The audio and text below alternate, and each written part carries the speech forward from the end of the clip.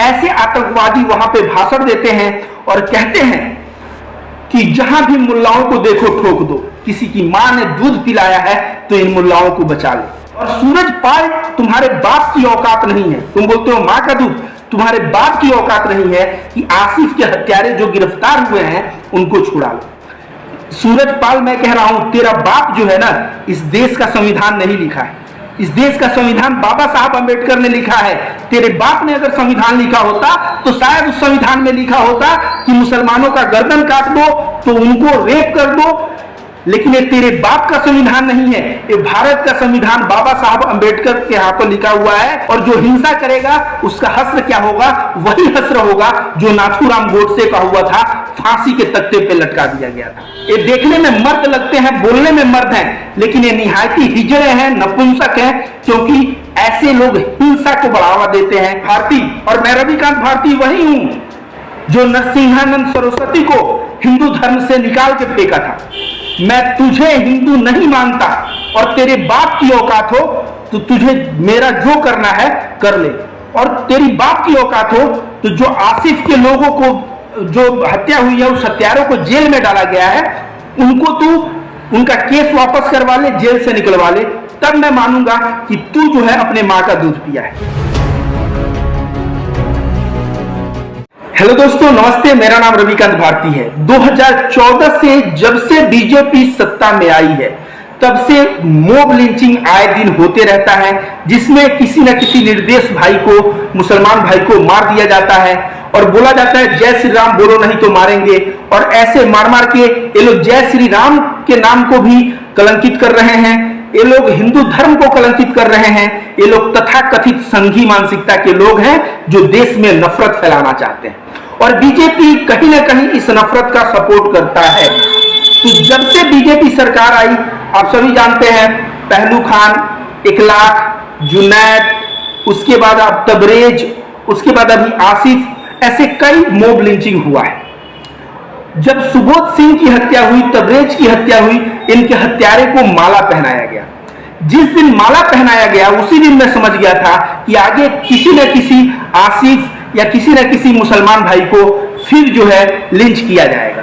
और अभी हाल ही में जिम ट्रेनर आसिफ जो दवा लेके अपने भाई के साथ आ रहा था, उसके गाड़ियों को घेर के उसको जय श्री राम बोलो नहीं तो मारेंगे, और इतना मारा जाता है, इतना मारा जाता है कि आसिफ दम तोड़ देता है।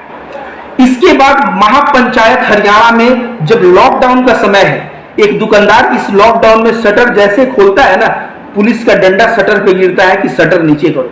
एक ठेला वाला अपने घर से ठेला जैसे निकालता है, ठेले पे डंडा पड़ता है कि घर में रखो। उस समय हरियाणा में जब धारा 144 और लॉकडाउन का समय था, उस वक्त एक महापंचायत में 50,000 की संख्या में भीड़ जुटती है और कार्यक्रम सफलतापूर्वक संपन्न होता है। और कार्यक्रम संपन्न होता है, राज्य सरकार, जिला प्रशासन, पुलिस प्रशासन के कानों कान खबर तक नहीं जाती। ये कैसे संभव हो सकता है? यह बिल्कुल संभव तभी हो सकता है जब सरकार इसको मदद करे। बीजेपी सरकार है हरियाणा में, और बीजेपी सरकार कहीं ना कहीं हिंदू और मुस्लिम करना चाहती है, क्योंकि हिंदू मुस्लिम में जब नागरिक बटेगा तभी तो उत्तर प्रदेश बीजेपी जीतेगा। और वह बांटने के लिए ये जो महापंचायत हुआ, इसमें अखलाक के हत्यारे को माला पहनाया गया, इसमें जुनैद के हत्यारे को माला पहनाया गया, इसमें आसिफ के हत्यारे जिनकी गिरफ्तारी हुई है उनको रिहा करने का मांग किया गया। दोस्तों, ऐसा समझिए, कोई ऐसा धर्म नहीं है, कोई ऐसा देश नहीं है जहां पे ये न बताया गया हो बलात्कार जो किया है उसे सजा होनी चाहिए। लेकिन भारत देश में जब से बीजेपी आई है, बलात्कारियों के सपोर्ट में रैलियां देखने को मिलती है। हत्या जो किया उसे सजा होनी चाहिए, लेकिन भारत देश में जब से बीजेपी आई है, हत्यारों के सपोर्ट में महापंचायत और रैलियां देखने को मिलती है।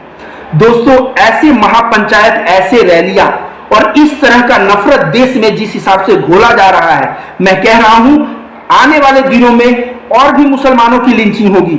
यह सही समय है जागने के लिए, हमें जाग जाना चाहिए। मैं कह रहा हूं कि जो लोग लिंचिंग हुआ है उनको तो जेल में डाला गया है, जो लिंचिंग हुआ है उसको माला पहनाने वाले जो लोग हैं उनको भी तुरंत प्रभाव से जेल के अंदर डालना चाहिए, ताकि देश में एक मैसेज जाए कि हत्यारों को माला पहनाओगे, उसको सम्मानित करोगे तो तुम्हारा भी यही हश्र हो।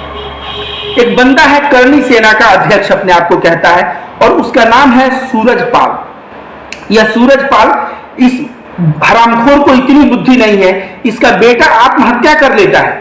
किसी का बेटा कब आत्महत्या करता है? जब बाप उस पर 10 तरह की पाबंदियां लगाएगा। जो बाप पाबंदी लगाता है कि पद्मावत रिलीज नहीं होगा, अगर रिलीज होगा तो स्कूल बच्चे के स्कूल बस पे आक्रमण कर दिया जाता है। वही करणी सेना जो सूरजपाल जैसे आतंकवादी हैं, ऐसे आतंकवादी वहां पे भाषण देते हैं और कहते हैं कि जहां भी मुल्लाओं को देखो ठोक दो। किसी की मां ने दूध पिलाया है तो इन मुल्लाओं को बचा ले। अभी अगर कोई ये मौलाना कह दिया होता यह बात, तो उस मौलाना को जेल के अंदर डाल दिया गया होता। 50,000 तो छोड़िए, अगर 400 मुसलमानों का भीड़ किसी धार्मिक कार्य से भी अगर जुट जाए तो उसको मरकज का नाम देके मुसलमान कम्युनिटी को बदनाम करने का कोशिश किया जाएगा। लेकिन 50,000 का भीड़ और मुसलमानों की हत्या की बात, मुसलमानों को ठोक देने की बात, और जो मुसलमान के हत्यारे हैं उन हत्यारों को माला पहनाया जा रहा है। यह कैसा देश बना रहे हैं ये लोग? मैं कहूंगा इन संघियों को, तथाकथित हिंदू संगठन, ये लोग हिंदू नहीं है, नकली हिंदू हैं। इनको हिंदू धर्म की 1% समझ नहीं है। हिंदू धर्म की समझ होती तो ऐसे बेवकूफी वाला कार्य ये लोग कभी नहीं करते। मैं ऐसे लोगों को नकली हिंदू ही मानते हैं जो संख्या में 50,000 लाख की संख्या में होंगे। और सूरजपाल, तुम्हारे बाप की औकात नहीं है। तुम बोलते हो मां का दूध, तुम्हारे बाप की औकात नहीं है कि आसिफ के हत्यारे जो गिरफ्तार हुए हैं उनको छुड़ा लो। अगर उनको तुम 50,000 का भीड़ दिखा के प्रशासन का प्रेशर बना के छुड़ा लेना चाहते हो तो समझ लो ये 50,000 तो कुछ नहीं है। वहां पे 5 लाख का भीड़ पहुंच सकता है, और वहां पे 5 लाख का भीड़ पहुंच के भी वहां पे धरने पे बैठ सकता है। और तुम्हारे सूरज सिंह पाल, तुम और तुम्हारे जो बाप जिसके इशारे पे तुम भौंक रहे हो, इन सबको जो है आंख तुम लोगों का खोल देने का कार्य किया जाएगा। ये भारत देश है, यह गंगा यमुना तहजीब की देश है, ये भाईचारे की देश है। यहां पे तुम चाहोगे कि ऐसे माला पहनाओ और तुम्हारा जो है सभी लोग गुणगान करें? तुम मैसेज दे रहे हो कि तुम नकली हिंदू और कुछ बरगलाओगे और कुछ लोगों को इस तरह से तुम लिंचिंग के लिए मोटिवेट करोगे। ऐसा मोटिवेट तुम कर नहीं सकते। सूरजपाल जैसे लोगों को तुरंत प्रभाव से जेल में डाल देना चाहिए। और यह बहुत हिंसा की बात करता है। सूरजपाल, मैं कह रहा हूं, तेरा बाप जो है ना, इस देश का संविधान नहीं लिखा है। इस देश का संविधान बाबा साहब अंबेडकर ने लिखा है। तेरे बाप ने अगर संविधान लिखा होता तो शायद उस संविधान में लिखा होता कि मुसलमानों का गर्दन काट दो तो उनको रेप कर दो। लेकिन ये तेरे बाप का संविधान नहीं है, ये भारत का संविधान बाबा साहब अंबेडकर के हाथों लिखा हुआ है। और ऐसे में इस देश में हिंसा की कोई जगह नहीं। और जो हिंसा करेगा उसका हश्र क्या होगा? वही हश्र होगा जो नाथूराम गोडसे का हुआ था, फांसी के तख्ते पे लटका दिया गया था। सूरज सिंह पाल, अभी भी समय है, सुधर जाओ। सरकार बदलते टाइम नहीं लगती, सरकार बदल जाएगा, कल को तुम बिल में छुपते फिरोगे। यही सूरजपाल की औकात हो तो थोड़ा पश्चिम बंगाल में जाके, ममता बनर्जी के एरिया में जाके थोड़ा बोले, इस तरह का ललकार दे। जिस तरह बाबा रामदेव सलवारी पहन के भागे थे ना, इस सूरजपाल जैसे लोग जो करणी सेना के अध्यक्ष हैं, ममता बनर्जी के एरिया में जाएंगे ना, इनको भी सलवार पहन के भागना पड़ेगा। ये देखने में मर्द लगते हैं, बोलने में मर्द हैं, लेकिन ये निहायती हिजड़े हैं, नपुंसक हैं, क्योंकि ऐसे लोग हिंसा को बढ़ावा देते हैं। और हिंसा को बढ़ावा देने वाले लोग, जो गलत तरह के हिंसा को बढ़ावा देने वाले लोगों को मैं मर्द कदापि नहीं मानूंगा। और सूरज सिंह, तू सुन ले, मैं रविकांत भारती, और मैं रविकांत भारती वही हूं जो नरसिंहानंद सरस्वती को हिंदू धर्म से निकाल के फेंका था। मैं तुझे हिंदू नहीं मानता, और तेरे बाप की औकात हो तो तुझे मेरा जो करना है कर ले। और तेरी बाप की औकात हो तो जो आसिफ के लोगों को जो हत्या हुई है, उस हत्यारों को जेल में डाला गया है, उनको तू उनका केस वापस करवा ले, जेल से निकलवा ले, तब मैं मानूंगा कि तू जो है अपने माँ का दूध पिया है। नहीं तो तू भी मैं मानूंगा कि तू माँ का दूध नहीं पिया है, बल्कि तेरे जैसे आरएसएस और संघी मानसिकता के लोग ये बोलते हैं पद्मावत मूवी नहीं चलेगा। ये लोग भी डीडीएल और जो मूवी हिट हो जाता होगा ना, ये लोग भले ही बोलेंगे सलमान खान, शाहरुख खान, आमिर खान, ये तीनों खान है, मुसलमान है, इनकी मूवी मत देखो। लेकिन जब 3 इडियट जैसा मूवी आता होगा, जब डीडीएल जैसा मूवी आता होगा, तो छुप के ये लोग भी देखा करते होंगे। इन लोगों का कोई जमीर नहीं होता, और जिनका कोई जमीर नहीं होता, ये संघी मानसिकता के लोग, ये नकली हिंदू लोग, ये लोग भारत देश को दिशा देंगे। ये भारत बुद्ध और महावीर की धरती है। यह कृष्ण की गीता यहीं पे सुनाई गई थी। यह देश जो है हिंसा को बर्दाश्त नहीं करेगा, और हिंसा को कदापि बर्दाश्त नहीं करेगा जब तू हत्यारे को माला पहनाएगा।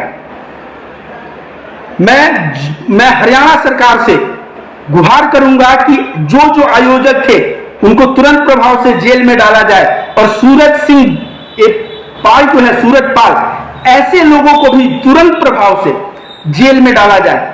ऐसे लोग जब तक बाहर रहेंगे इस धरती पे नफरत के सिवा और कुछ दिखेगा नहीं। लेकिन इनके इस मंसूबे को मैं रविकांत भारती कामयाब नहीं होने दूंगा। मैं गली गली गांव गांव घूम के, इलाके इलाके घूम के, हिंदू और मुसलमान क्षेत्र में घूम के मैं भाईचारे को बढ़ावा दूंगा, और मैं बताऊंगा कि ये सूरज पाल जो है ऐसी घटनाएं क्यों कर रहा है। क्योंकि अगले साल उत्तर प्रदेश में चुनाव है। किसी भी तरह देश को हिंदू मुस्लिम में बांटना है, ताकि उत्तर प्रदेश भी हिंदू मुस्लिम में बटे और हिंदुओं का वोट योगी गवर्नमेंट ले, और गवर्नमेंट लेके फिर हिंदुओं को बेरोजगार रखा जाए, मुसलमानों पे अत्याचार किया जाए। इस तरह का मंसूबा जब तक रविकांत भारती जिंदा है तब तक बिल्कुल कामयाब नहीं होगा। और समय आएगा दोस्तों, आप लोग मेरे वीडियो को देखते हैं, देखिए मैं कैसे गांव-गांव जाके कैसे भीड़ को मैं समझाता हूं कि ये मोदी गवर्नमेंट और योगी गवर्नमेंट की असलियत मैं दिखाता हूं। और ऐसे जो वैचारिक आतंकवादी हैं, जो सुबोध सिंह के हत्यारे को माला पहनाते हैं, ऐसे हत्यारों को मैं अच्छा सबक सिखाऊंगा। तुम लोग अपना संगठन बनाओ, और मैं अपना संगठन बनाता हूं। तुम 50,000 तो मैं 5 लाख, मैं दिखा दूंगा कि तुम्हारी असली औकात क्या है।